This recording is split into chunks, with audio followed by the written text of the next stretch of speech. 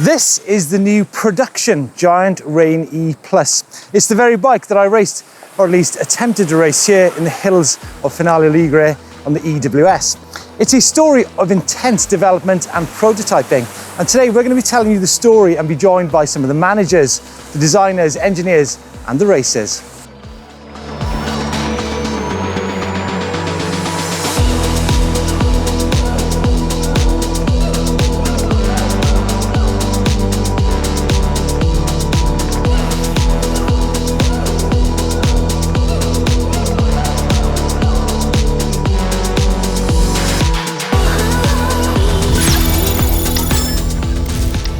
There are simply so many cool features to this new Giant Rain E+. I think most striking is the very, very low profile cockpit area, plus of course the 750 watt-hour battery, the new Sync Drive Pro motor. A few weeks ago we caught up with a category manager for e-bikes at Giant, Joost Bakker, to talk through some of the details of this bike's development. Joost, the Rain, wow, what a bike. But, you know, the new Sync Drive motor, the battery, the displays, the controls, the specification on the bike count for little without having the right geometry. Explain to us the importance of the geometry and also maybe some of the challenges you faced when you built this bike. Right, cool. Well, I think the big thing, one of the two big things for us for this geometry was figuring out the sweet spot in terms of bottom bracket height. How low could we go on this bike? How much, let's say, added stability would that give you without having a problematic ground clearance? And so in the development, two massive things helped to lower that a little bit. One is adding flip chip in the bike, so where you could drop it or have it in the high mode. It's about a centimeter difference. And the other big thing is the new motors that help, let's say, create an extra 1.5 inches, so 37 millimeters of extra ground clearance. That's a lot, isn't it? That's really a lot. And so that allowed us to then, through prototyping, figure out like what's the right bottom bracket and bottom bracket to crank length. Like what's the sweet spot? What crank lengths do we want to fit? At what bottom bracket height? Yeah, so it's funny, like the bottom bracket, a lot of people talk about e-bikes and they say, oh, you need a higher bottom bracket so it can pedal over rocks, you need short cranks, blah, blah, blah. But that low bottom bracket also allows you to corner quickly as well. And when you go to the likes of Josh Carlson, who's actually trucking down the hill, yeah, I mean, they ride at a different pace to most people. For sure, certainly, yeah. So do you think then you've got as low as you can? I mean, I raced the bike allegedly raced the bike in the high position, and I was really happy with it as it was. Cornered well, you know, good lively suspension. Actually, on the subject of suspension, talk us through how the importance of how it is to get a lively E-mounted bike with the added weight, and you know, how difficult is it to get that tune right and suspension design right on a bike like this? Well, to start off, we were on that train, requesting or requiring a relatively high bottom bracket to have that rock clearance, basically. But then, when switching over to this new motor, a whole new kind of room of possibilities opened up for us. And so, but I do think we found a sweet spot. You could go lower if you're an athlete who has excellent timing in terms of their crank positioning. You could perhaps go lower, but then that athlete typically also would like a certain length of crank arms to ride the bike. And then you're getting awfully close to getting too many rock strikes. And so if you are, you know, an athlete that perfectly times their bike, but most people, normal people, tend to screw it up once in a while. And so the bike needs to be able to handle that. And so I think we found the sweet spot between that bottom bracket and crank length. And what about chainstay? I mean, did you guys have any pretty strong discussions about, you know, what's the best chainstay? Obviously, because chainstay allows you to climb at the same time, unless you get into the corners a little bit quicker, doesn't it? I mean, how did you all? I'm guessing it's a team effort, right? It's a team effort, and it's an endless discussion. That's the beauty of it. Definitely, there's a lot of discussions. Some people are on the train of shorter is better. Other people want it to be longer to have, like you say, better climbing capabilities. We were happy with this bike to keep with 27.5, and we found with our Trans 2.9 development, we found a way to keep the chainstays relatively short to whatever wheel we try to fit or whatever travel rear travel we wanted to get out of the bike.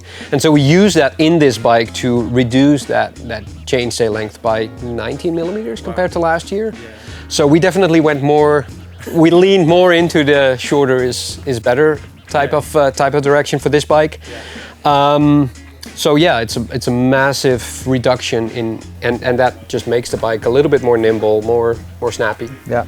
Let's switch our attention now to the display. Now, I do believe this is possibly one of the few bikes in the world you can just switch it on and go. Right. Is that right? I mean, right. It's just turn on press the on button and go. Yeah. And that's the Smart Assist, right? Correct. Can you explain to us how that works? So you can see it as an adaptive or an automatic mode, basically. So instead of just having a 1-to-1 ratio between what you put in and what you put out, it's using the sensors of the motor to calculate what is necessary for that terrain. And so what's unique about the system is we have the 6 sensors in the motor that include an accelerometer, include a slope sensor. So the bike knows if you're going up or if you're going down. It knows much more of the terrain than any other e-bike in the market, to be honest. And so that Smart Assist is based on those sensors to give you the optimum ride characteristics, basically. There's still the manual modes. If it's necessary, then you could still switch to a manual mode. Now, to give you guys some peace of mind, when I rode the bike or raced the bike in Finale, I actually used the Smart Assist, the automatic mode, a lot of the time. And people might think, oh, you need to have the power mode running when you're going to have super steep climbs, but it gives you what you need, doesn't it? Right, and that's it's a new tuning, so we worked quite extensively on updating it, and it's a continuous update. It's just making sure there's new firmwares available that optimizes that characteristic. On one hand, to increase efficiency, so just make sure that your battery lasts longer. But the other big thing is control, making sure that it doesn't give too much power when you need that controlled climbing. Right, the motor, the new SyncDrive Pro motor, you guys have been heavily involved in the electronics and that, and the software.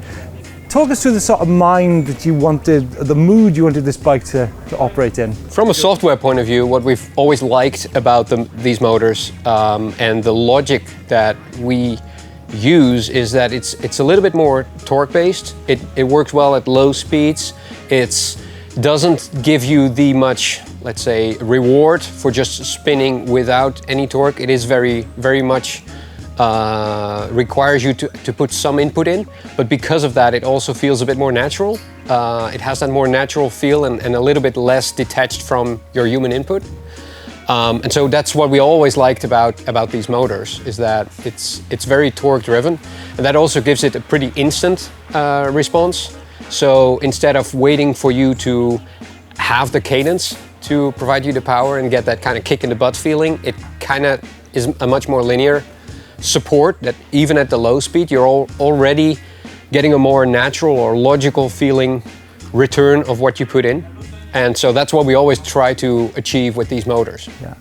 So talking about feeling, we're going to turn now our attention to giant racer Josh Carlson in the development, the prototyping of the rain bikes over the past 12 months.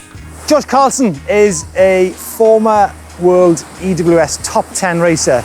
He's also a very wise man, having switched totally to e-mountain bike racing, right, Josh? No more retro bikes for you? No more retro bikes, nah. You've obviously had some prototype versions of this bike for some time, right? When did the whole process begin for you on the prototyping of the bike? So pretty much from when I first moved across to e-bikes back in here, actually, in November of 2019, after the Trophy of Nations here in Finale.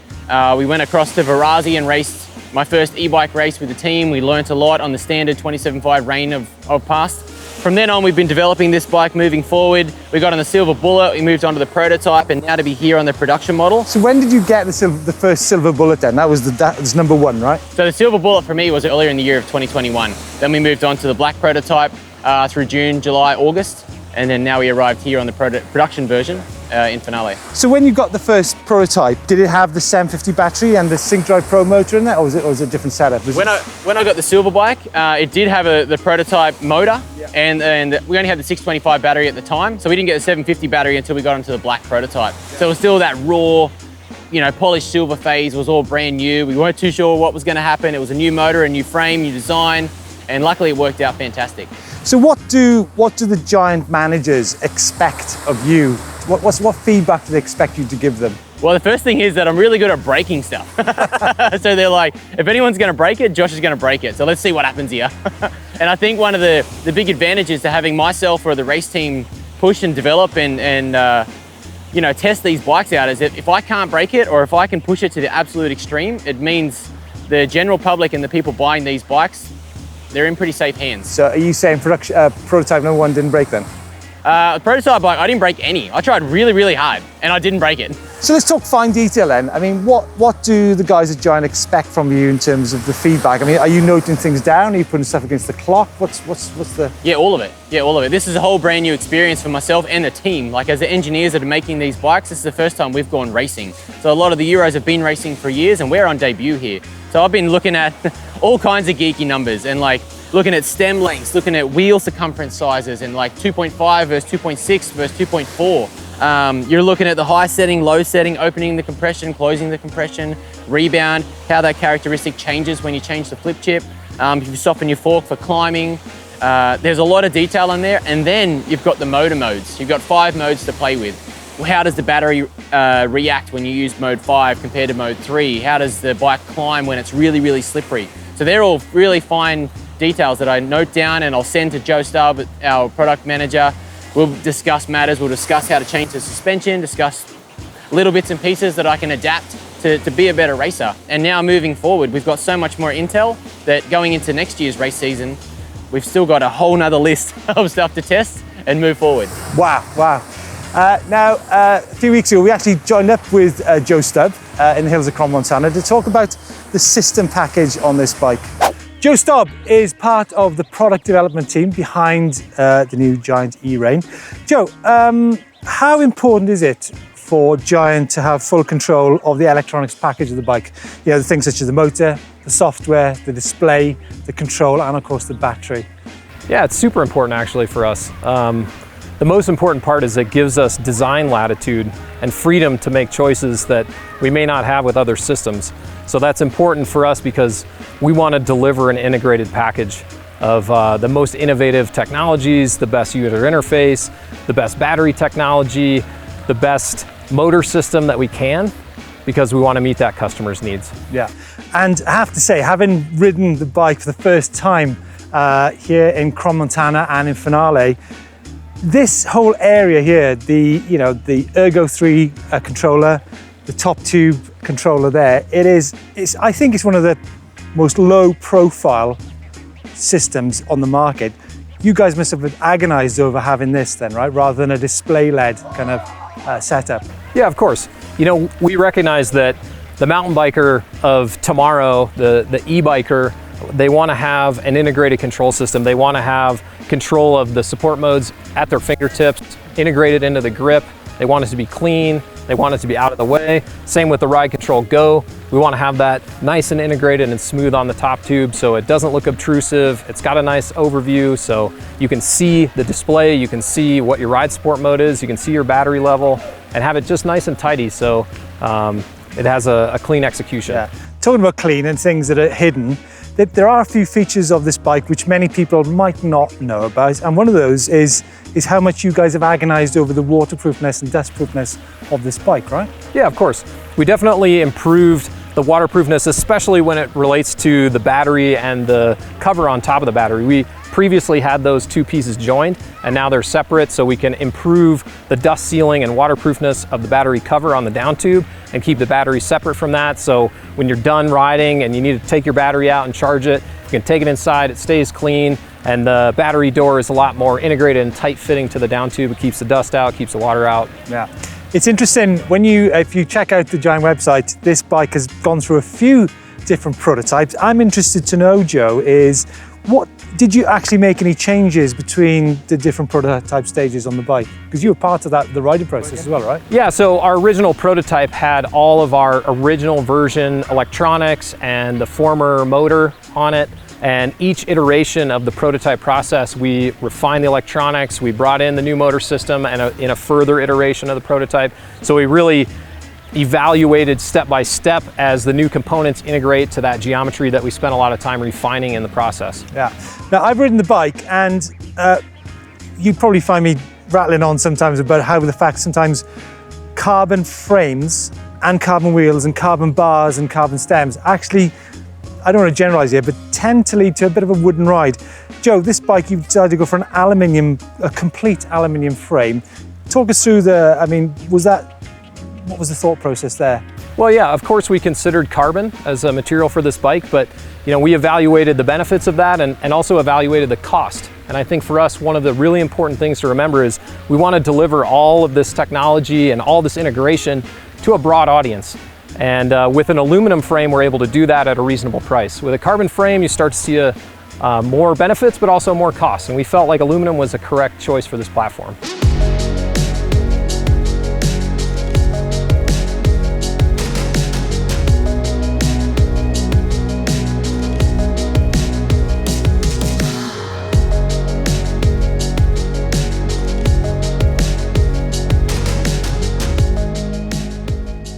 So a really interesting insight there from the guys behind the scenes and also in the thick of it of e-mountain bike racing. So I think you'll agree that the new Rain E Plus is a mighty fine e-mountain bike.